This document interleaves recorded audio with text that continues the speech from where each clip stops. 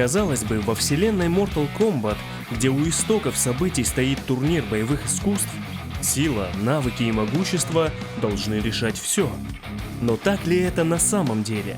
Ведь из раза в раз власть оказывается в руках человека. Человека хитрого и очень умного, способного встать на колени и согласного на любую ложь и жертву, лишь бы все шло по его плану. Шан Цун. Your soul is mine.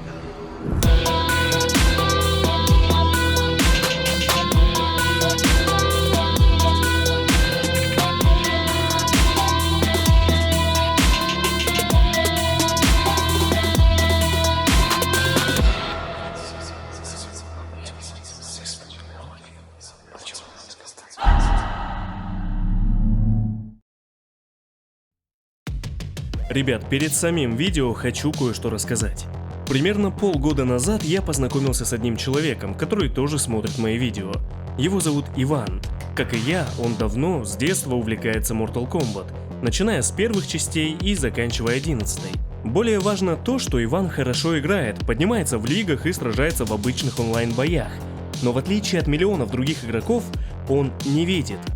Можете представить себе, каково это играть в Mortal Kombat 11 вслепую, полагаясь только на слух? Ну, если интересно, можете зайти к нему на канал и даже представлять ничего не надо. Его канал имеет название, говорящее само за себя – The Blind Warrior. Это не какой-то коммерческий проект или очередной ютубер, решивший завалить вас ежедневными стримами, нет. Для Ивана это просто хобби, которое я считаю более чем достойным уважения. Поэтому я решил рассказать о нем вам. Уверен, многим будет интересно, как Ваня в стиле Кенши нагибает ребят в лигах. Ну и его тоже, чё врать. Короче, ссылка под видео, а я возвращаюсь к истории. О настоящем происхождении Шан Цуна известно не так много.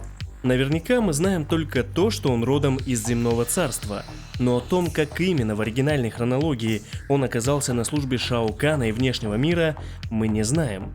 Хотя есть несколько версий. Пожалуй, самая подходящая предыстория гласит, что за сотни лет до событий первой части Шан Цун был избран в качестве защитника Земного Царства, чтобы сражаться за свободу своего мира на турнире. Но не желая терпеть поражение, Шан Цун жульничал и не гнушался обманом получить победу. Узнав о том, что смертный каким-то образом нарушает правила турнира, каким именно не уточняется, старшие боги прогнали его из Земного Царства. Но тогда Шан Цун обратился к императору внешнего мира Шао Кану. Известно, что император лично обучил Шан Цуна своей черной магии. Возможно, Шао Кан заметил его еще на турнире, ведь помимо всего прочего, Шан Цун хороший боец.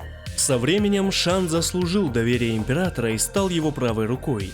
Но в отличие от внешнемирцев, Шан Цун был смертным человеком. Он мог быстро состариться и умереть на фоне долголетия самого императора. Мог бы, но Шао Кан научил его похищать человеческие души, чтобы таким образом продлевать собственную жизнь и молодость. Шан Цун выигрывал турнир за турниром для внешнего мира. Земное царство больше не было его домом, теперь оно стало его целью. Благодаря Шану император почти захватил землю. Напомню, что для того, чтобы начать слияние, внешнему миру было необходимо одержать 10 побед подряд на смертельной битве, турнире, который проводился один раз в поколение. Но однажды колдун был побежден молодым шаолиньским монахом. Его звали Кун Лао, а теперь он известен нам как Великий Кун Лао. Монах прервал серию побед внешнего мира, и по правилам старших богов, новый чемпион смертельной битвы оставался молодым до следующего турнира. Шан Цун вернулся к императору, стерпел позор и пообещал, что исправит свою ошибку. Колдун сдержал обещание, ведь на следующий турнир он отправился вместе с Горо, принцем расы Шакан. Именно Горо победил великого Кун Лао и стал новым чемпионом смертельной битвы, а Шан Цун похитил душу монаха, благодаря чему узнал о некой карте, хранящейся в храме Шаолинь, которая укажет дорогу к амулету Шинока. Но об этом чуть позже. В течение почти 500 лет 9 поколений землян проигрывали турнир за турниром. Никто не мог победить Горо, а Шан Цуну оставалось только наблюдать за тем, как его план работает. В перерывах между турнирами колдун продолжал постигать черную магию, а также по приказу императора проводил бесчеловечные опыты в ямах плоти. Одним из таких опытов была Мелина, гибрид, созданный Шансуном из крови Китаны и Таркатан. Император боялся, что его приемная дочь Китана со временем узнает о своем прошлом и о том, что Шао Кан не ее настоящий отец, а потому приказал Шансуну создать ее более покорный клон и в случае успеха убить Китану. Но, как мы знаем, эксперимент прошел неудачно. Клон был гротескной копией принцессы с ужасной пастью, а ее характер вряд ли назовешь покорным. Но тем не менее, император приказал оставить ее в живых, чтобы вырастить как сестру Китаны и заодно следить за принцессой с помощью Мелины. Но это уже другая история. Кстати, между турнирами Шансун вообще не сидел сложа руки. На всякий случай он придумал способ начать вторжение в Земное Царство, даже если Гора окажется побежден. Согласно его плану, император мог бы воскресить покойную королеву Синдел в Земном Царстве, чтобы в будущем открыть портал и на законных основаниях начать слияние с Землей, ведь там его королева. Я до сих пор не понял, как это работает, но сработает в будущем. Также Шансун узнал о зазнавшемся мечнике из рода воинов-королей по имени Кенши Такахаши. Колдун прикинулся стариком и убедил его, что такому воину, как Кенши, просто необходим достойный клинок. И, о чудо, он знает, где найти такой. Кенши был ослеплен гордыней и пошел на поводу у незнакомца. Вместе они нашли колодец, закрытый каменной плитой. Шансун в образе старика сообщил, что меч находится прямо в колодце, и Кенши остается только взять его. Но как только мечник открыл колодец, оттуда ринулись запертые души его предков и ослепили Кенши. А Шансун тем временем поглотил их, чтобы стать еще сильнее. Еще один план сработал. Колдун оставил ослепленного Кенши умирать в том же месте, но, как мы знаем, мечник не только выберется живым, так еще и встанет на праведный путь. Хронологически первое появление Шансуна состоялось в Mortal Kombat Mythology Sub-Zero. Там в последней сцене мы видим, как он обратился в Линь Куэй, чтобы пригласить их воина, Sub-Zero, принять участие в 10-м турнире, исход которого решил бы судьбу Земного Царства. Но еще до этого Шансун обратился к Шиноку и рассказал ему о местонахождении той карты, о которой узнал, похитив душу великого Кун Лао. Эта карта была важна для Шинока, но взамен Шансун попросил его очернить душу покойной королевы Синдел, чтобы в будущем, когда ее воскресят, она была на стороне зла. Душу королевы, кстати, Шао Кан все это время хранил в качестве трофея. К началу 10-го турнира Шансун, кажется, был уверен в победе. Это была последняя битва. На протяжении 9 турниров люди не могли защитить себя, но в этот раз участие принял другой монах из Шаолинь – Лю Кэн. Лю смог победить чемпиона турнира Горо, и по идее теперь Земному Царству ничего не должно было угрожать, как минимум в течение еще 9 поколений. Но Шансун понимал, что император не простит его еще одно поражение, а поэтому колдун приказал уничтожить всех земных воинов на острове, а сам сразился с Лю Кэном. Но и он не смог победить монаха. Лю нанес Шану летящий удар дракона, и после поражения тело Шансуна было уничтожено, а магия, наполнявшая его, рассеялась и обрушила остров, где проводился турнир. Но к тому времени Шансун был существом гораздо более могущественным, чем простой человек, а поэтому после поражения он не умер, его тело восстановилось во внешнем мире. Опозоренный колдун предстал перед императором и королем Шаканов Горбаком, отцом Гора. Они оба хотели казнить Шансуна, но ему удалось уговорить их дать ему еще один шанс. Колдун пообещал, что заманит земных воинов во внешний мир, спровоцирует их самих открыть порталы и начать новую битву. Шао Кан согласился и даже вернул Шану молодость, несмотря на поражение, ведь колдуну нужны были силы, чтобы воплотить свой план. Шансун отправляет на землю отряд Таркатан, чтобы они напали на храм Шаолинь и поубивали монахов. Затем сам колдун и еще несколько воинов напали на Джонни Кейджа в Лос-Анджелесе, но ему удалось спастись. Также он взял в плен Соню и Кано, которые случайно оказались во внешнем мире после событий первой части. Все это было провокацией, и она сработала. Рейден потребовал ответа за эти поступки. Тогда Шансун и предложил ему отправиться во внешний мир и принять участие в еще одном турнире. А если бы Рейден отказался, то согласно дурацким правилам дурацких старших богов, землянам засчитали бы поражение. Защитники Земли отправились во внешний мир, добровольно позволили себе оказаться в ловушке, но тем не менее им удалось победить и в этот раз. Казалось бы, план Шана не сработал, но нет. На самом деле весь этот фальшивый турнир был лишь отвлекающим маневром, чтобы воплотить реальный план – воскресить Синдел на Земле. То есть пока защитники сражались на территории Императора и спасали Соню, тем временем Синдел была воскрешена на Земле, и сразу после событий второй части Шао Кан открывает портал на Землю, чтобы потребовать свою жену. Такой расклад почему-то позволял обойти правила старших богов, и они не стали вмешиваться, позволив начать слияние. Но и в этот раз хорошие ребята отстояли свой мир. Шао Кан не только не смог захватить Землю, от внешнего мира освободилась и Эдения, благодаря Китане, Джейд и Синдел, которая в итоге пришла в чувство, несмотря на магию Шинока. План колдуна провалился, но в этом была не только его вина, просто земляне оказались сильнее. Шао Кан бросил Шансуна в темницу, откуда выпускал его крайне редко, чтобы тот выполнил какое-нибудь поручение. Интересно, догадывался ли император, что все это время Шансун тайно желает свергнуть его? Да, ребят, отчасти я понимаю, что история первой трилогии звучит как настоящая Санта-Барбара с этими воскрешениями, правилами богов и так далее. Тем более сейчас, когда часть историй были так отредконены, что фиг уже знает, чему верить. Но я стараюсь изначально придерживаться того, о чем рассказывалось до перезапуска, пока мы не дойдем до его событий. Что касается самого персонажа, я считаю, что это настоящий феномен вселенной Mortal Kombat. Мы понимаем, что он далеко не самый сильный, но тем не менее, если подумать, именно он стоит во главе почти всех событий, начиная Mythologies и заканчивая третьей частью. И это только то, что касается 90-х. А ведь в будущем мы еще не раз увидим, что Шансун, как настоящий кукловод, управляет теми, кто думает, что управляет им.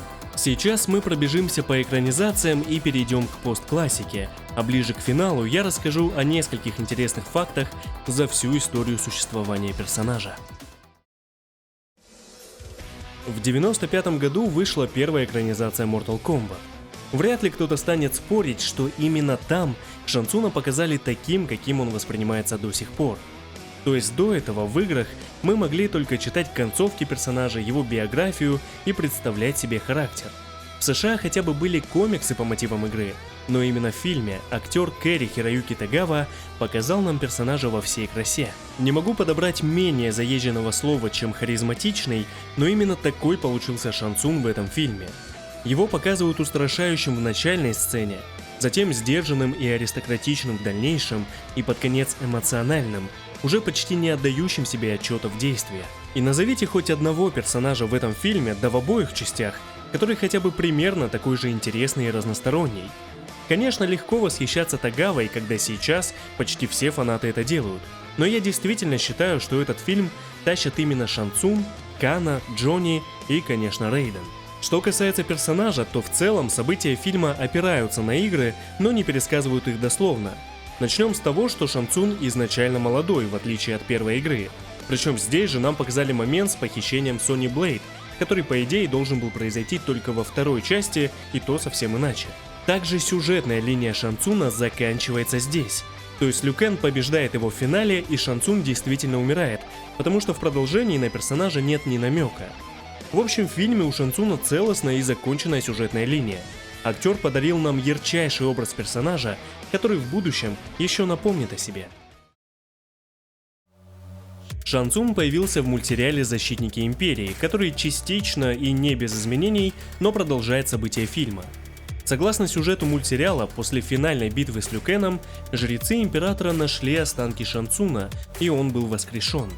Кстати, в детстве эта сцена меня очень впечатлила, когда нам показывали, как кости Шана буквально обрастают плотью.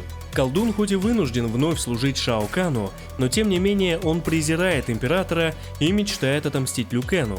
Причем ему это почти удается, ведь в одном эпизоде с помощью некой магической сферы Шансун поймал в ловушку весь отряд защитников и лишил бога грома его сил.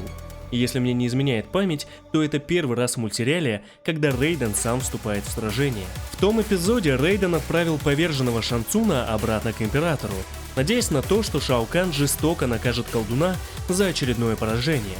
Но, наверное, богу грома стоило самому принять меры, ведь в последней серии Шан Цун не только оказался в центре событий, так еще и чуть не стал новым императором внешнего мира. Там такая многоходовочка, что даже не верится в то, что это детский мультсериал. Короче, Китана решила устроить восстание и вернуть порядок в Эдению. Она заключила альянс с другими расами, в том числе и с Шаканами во главе с Шивой, но на самом деле с ней договаривалась не Шива, а Шан Цун, принявший ее облик. И в решающий момент стоят такие две Шивы, куча Шаканов, никто не понимает, что происходит, кроме Шан Цуна, который принимает свой истинный облик. К счастью, Рейден знал, что настоящая Шива ни за что не согласится на сотрудничество, а поэтому подстраховался и переманил на сторону защитников кентавров во главе с Мотаро. И вот картина: Шаканы против кентавров и Таркатан, а в центре всего Шан Цун. Защитники были вынуждены бежать, ведь кто бы в итоге не победил, все они враги для Земли. Но так как продолжение мультсериала не вышло, мы никогда не узнаем, кто именно победил в той битве. Сериал Mortal Kombat Завоевание лично для меня что-то вроде масштабного оригина, пусть и не каноничного. Честно, я до сих пор иногда пересматриваю его, вот пару недель назад начал снова. И знаете, смело могу сказать, что здесь Шан Цун тоже очень яркий и важный персонаж. В сериале персонажа сыграл Брюс Лок, и если сравнивать его Шан Цуна с Тагавой, то это совершенно разные роли. На мой взгляд, Брюс Лок ближе именно к первым играм серии, начиная от внешности и заканчивая грубым, резким, но довольно гибким характером. Учитывая, что здесь Шан Цун очень горделивый, агрессивный, но в то же время, например, опасается Императора, хотя тоже ненавидит его. Короче, есть некий контраст. Этот сериал своевольно показывает как раз те события, когда великий Кун Лао одержал победу на турнире, еще в начале 15 века. Конечно, сериал на свой лад, но все же интересно рассказывает становление Шан Цуна. Здесь есть целый эпизод, отчасти посвященный ему, где можно увидеть, как Шан тренировался стать защитником Земного Царства, имел возлюбленную, но в итоге нарушил правила турнира и присоединился к внешнему миру. И знаете, именно эту предысторию я чаще всего беру за основу, потому что так персонаж кажется еще более глубоким, что ли. В любом случае, события сериала не каноничны, но я все-таки настоятельно рекомендую с ним ознакомиться и посмотреть, как много внимания здесь уделяется Шан Цуну, его предыстории, первым предпосылкам к смертельному альянсу и так далее. Кстати, вроде в 2015 году вышло HD переиздание сериала, которое освежило его. Ну а мы с вами пока освежим воспоминания о постклассике. К событиям смертельного альянса Шао Кан уже простил Шан Цуна и больше не удерживал его в темнице. Теперь колдун жил в собственном доме во внешнем мире, куда и пришел за помощью бежавший из преисподней Куань Чи. Некроманта преследовал Скорпион, об этом можно узнать подробнее из его истории. И убегая от призрака, Куань Чи случайно обнаружил армию короля драконов, с помощью которой он мог бы захватить любое царство, без турнира и разрешения старших богов. Как раз чтобы оживить эту армию, ему и понадобился Шан Цун. Сначала Шан Цун отказался, потому что считал Куань Чи слишком слабым, но некромант продемонстрировал силу, а также рассказал о своем плане, согласно которому они откроют портал на небеса, создадут Солнадо, вихрь из душ, и таким образом оживят армию короля драконов. А Шан Цун сможет использовать Солнадо как источник сил и вечной жизни. Колдун согласился, и они пожали друг другу руки, создав смертельный альянс. Первым делом они покончили с теми, кто представлял для них наибольшую угрозу – Лю Кэном и Шао Каном. Они застали монаха врасплох прямо у него дома, в Академии Вуши. Вдвоем им удалось победить его, и Шан Цун свернул шею Лю Кэна. Но до этого их жертвой стал Император. Шан Цун мог спокойно войти во дворец, чем Альянс и воспользовался. Свидетелем убийства Императора случайно стал Кано. Когда Шан Цун и Куань Чи разделались с Шао Каном, он вышел из укрытия и предложил Альянсу свою помощь. Они согласились, и в будущем с помощью Кано Альянс захватил небольшую деревню во внешнем мире, и они приказали ее жителям строить дворец на том месте, где, согласно легенде, можно было открыть портал на небеса. Но слаженная работа Шан Цуна и Quan Chi – это просто видимость, ведь они оба не доверяли друг другу. Шан Цун даже подстраховался и заключил сделку с демонами Молохом и Драмином, которые охотились на Quan Chi. Шан Цун пообещал, что отдаст его, как только их план будет воплощен. Между делом они организовали собственный турнир и обманом заставили Ли Мэй принять в нем участие, пообещав, что если она победит, то они отпустят жителей ее деревни. Конечно, они соврали и пытались переселить ее душу в тело одного из воинов Короля Драконов.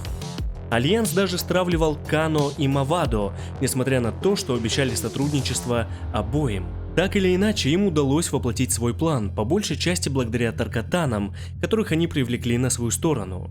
Защитники Земли пытались остановить Альянс, но безуспешно. Почти все, кто был в ту ночь у дворца Альянса, были убиты Таркатанами, а Кун Лао Шан Цун убил собственными руками. Единственным, кто добрался до Шана и Quan Chi, был Рейден. Он вступил с ними в бой, но продержался недолго. Как только бог грома упал, Шан Цун и Quan Chi обернулись друг против друга. Ведь план уже был воплощен, портал на небеса открыт, Солнада создана, армия Короля Драконов оживала. Альянс распался и победил Quan Chi. Но радоваться пришлось недолго, ведь вместе со своей армией воскрес и сам Король Драконов Анага. Рейден и Шан Цун пришли в себя и объединили свои силы вместе с Quan Chi, чтобы противостоять Анаге, большей угрозе, чем кто-либо из них. Но и этого было мало. Тогда Рейден пошел на крайние меры и выпустил свою божественную сущность, отчего произошел масштабный взрыв. Анаге он не навредил, а вот Шан и Quan Chi были убиты. Даже после смерти души Шан Цуна и Quan Chi продолжали сражаться, пока не случилось кое-что совсем неожиданное. Шао Кан воскресил Шан Цуна, используя клятву верности, которую все слуги императора давали еще при жизни. И эта клятва, судя по всему, сильнее самой смерти. Может, это и Санта-Барбара, но, как мы знаем, тогда, во дворце императора, Шан Цун и Quan Chi убили не самого Шао Кана, а лишь его двойника. Шао Кан решил штурмовать собственную крепость, захотел вернуть себе трон со времен событий третьей части, и для этого ему нужна была помощь Шан Цуна. Вместе с Гора император создал для колдуна новое тело в ямах плоти и наполнил его душами жителей той деревни, которую ранее захватил Альянс. Теперь Шан Цун был вынужден снова служить императору, но как и раньше он втайне вынашивал план о том, как свергнуть Шао Кана. Такая возможность могла представиться, но, как и все остальные, Шан Цун погиб во время битвы у пирамиды Аргуса. Такая вот история в оригинальной хронологии. Если подумать, выходит, что Шан Цун почти всегда стоял в центре событий. С первой частью все и так понятно, там он босс. События второй и третьей – это часть его плана. Разве что четверку он пропустил, но зато как эффектно заявил о себе в Deadly Alliance. Блин, даже в интро Армагеддон именно он почти добирается до верхушки пирамиды. И пусть он опасается Шао Кана, не в силах победить Лю Кэна в честном поединке, но его могущество – это жажда власти и способы достичь своей цели во что бы то ни стало. Пусть он и колдун, которому много сотен лет, но в первую очередь это очень хитрый человек.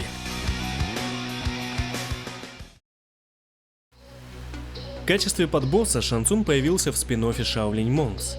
Там сюжет рассказывает о событиях второй части, но совсем иначе, в отличие от оригинала. Например, тут, после битвы с Лю Кэном, тело Шан Цуна не уничтожается, он просто сбегает со своего острова через портал. Но в целом есть сцены нападения Таркатан на Академию Вуши и похищения Сони Блейд, например. То есть о причинах путешествия главных героев во внешний мир авторы не забыли.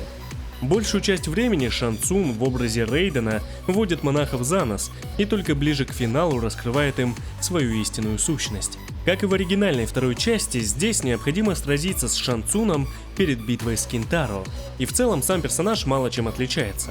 Выглядит Шан примерно так же, как и в оригинале, имеет те же способности, но вот после битвы с монахами он умирает. Кстати, примерно так же, как умирает Лю Кэн в Смертельном Альянсе. Только здесь персонажи поменялись местами. Отсылка это или нет, решайте сами, но вот такой исход противоречит продолжению событий в виде третьей части и сразу перепрыгивает к четвертой. Но мы с вами уже знаем, что искать канон в этой игре не стоит. Максимум ее можно воспринимать как одну из вариаций тех событий. В кроссовере Mortal Kombat vs DC у Шан Цуна есть отдельная сюжетная глава, где мы можем увидеть его совсем с другой стороны. Суть в том, что персонажи Mortal Kombat здесь вынуждены объединиться, даже если до этого они враждовали. То есть, например, Кано, Quan Chi и Шан Цун работают вместе с Рейденом, Лю Кэном и Соней. Чем здесь примечательно появление Шана, так это эпизодом из 6 главы, где он впрягается за Лю Кэна и защищает его от зеленого фонаря.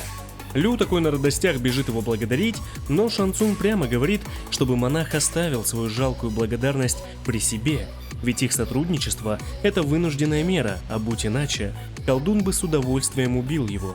Да, скорее всего так и было бы, но ведь интересно посмотреть на альтернативную вселенную, где Шан Цун защищает Лю Кэна и, кстати, наоборот.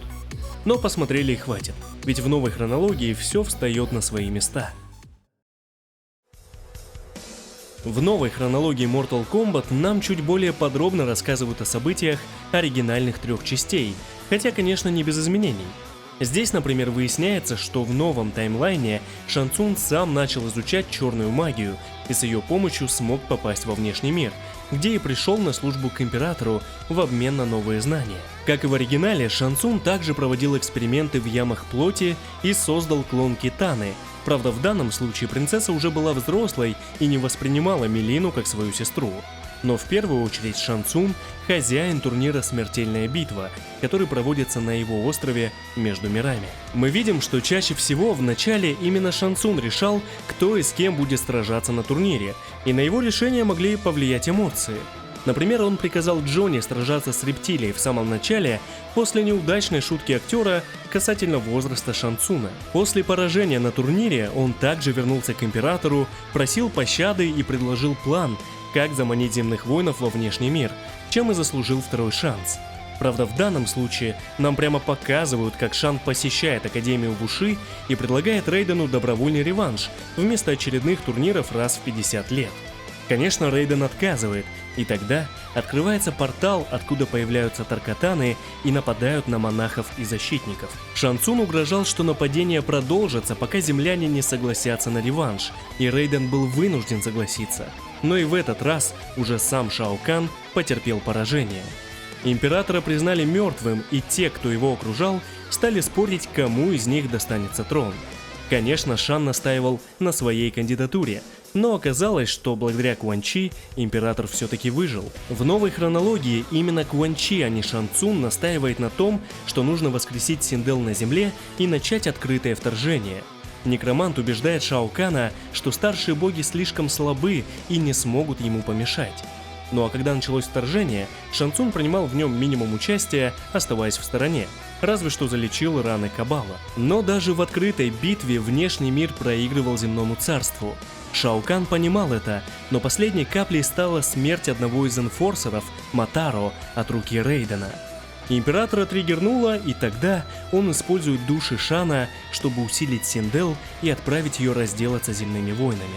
На этом Шан Цуну пришел конец.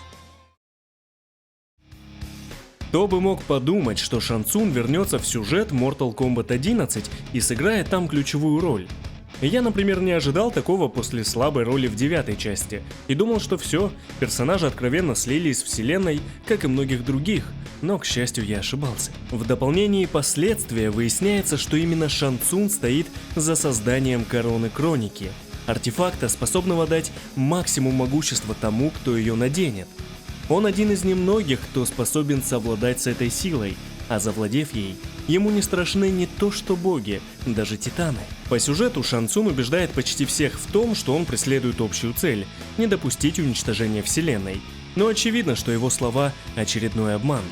В будущем мы узнаем, что на самом деле он, как и прежде, служит императору, но и это лишь часть его плана, ведь завладев короной и в очередной раз вернув себе молодость, Шан Цун предает абсолютно всех своих союзников, чтобы самому занять место Титана. Можно долго спорить о том, какая из сюжетных концовок последствий является каноничной, но в случае победы Шан Цуна он, в прошлом простой человек, станет самым могущественным существом во вселенной Mortal Kombat. Сильнее Шао Кана, богов, титанов и, возможно, даже самой единой сущности. В общем, в новой хронологии изначально Шан Цун играет не особо важную роль, хоть и часто фигурирует в сюжете. По идее, он просто злодей, которого слили. На фоне Смертельного Альянса такая роль Шан Цуна в 9-й части мне показалась слишком незначительной, да и сам персонаж в 9-ке мне не очень понравился. Но вот в 11-й части, точнее в сюжетном DLC, Шан Цун, на мой взгляд, лучшая. Благодаря внешности и голосу того же актера из фильма Кэри Хироюки Тагавы, а также характеру персонажа и выделенной ему роли, Шан Цун получился очень ярким. За всю историю серии мы не видели его подобного воплощения. Да, было очевидно, что он предатель, но я и подумать не мог, что в Mortal Kombat возможен такой вариант событий, в котором именно Шан Цун в итоге превзойдет абсолютно всех. Пусть я и сомневаюсь в его победе, но чертовски приятно видеть победителем злодея, стоявшего у истоков серии и не раз выступавшего главным антагонистом. Помимо игр существуют и современные экранизации. В сериале «Наследие» в первом сезоне Шан Цун почти не играет роли и остается на третьих ролях. Я без понятия, как зовут актера, сыгравшего его, и даже не хочу знать, потому что сначала персонаж совершенно не интересен и присутствует там номинально. Но вот во втором сезоне к роли Шана вновь вернулся Кэри Хироюки Тагава, и каким бы фиаско не был этот сериал, за это ему респект. Здесь Шан Цун не участвует в битвах, только переманивает Лю Кэна на сторону внешнего мира, кстати, успешно. Но даже так, еще до Mortal Kombat 11 было чертовски приятно видеть актера, вернувшегося к этой роли. В мультфильме «Месть Скорпиона» Шан Цун также выступает в роли хозяина турнира и заодно владельца амулета Шинока. Сюжет мультфильма очень вольно рассказывает о событиях первой части, и здесь Шан Цуну уделяется немного внимания. Внешне и по характеру он напоминает скорее свое воплощение из 9-й игры. С ним нет боевых сцен даже в конце, потому что Рейден после поражения внешнего мира отправляет его обратно к Императору. Но как и в играх, с уходом Шан Цуна его остров начинает рушиться. Очевидно, мы увидим персонажа в продолжении мультфильма, если они будут иметь прямую связь, и там, скорее всего, Шан Цун вернется молодым. В грядущей экранизации Mortal Kombat роль Шан Цуна сыграл актер Чинь Хань. Пока, конечно, нечего сказать о его персонаже, но, по крайней мере, на постере и в трейлере он мне понравился. Очевидно, в фильме Шан Цун изначально будет молодым, а еще почему-то с черными глазами. Но я надеюсь, что актер справится с ролью. Конечно, это не Тагава и не Брюс Лок, но давайте дадим ему шанс.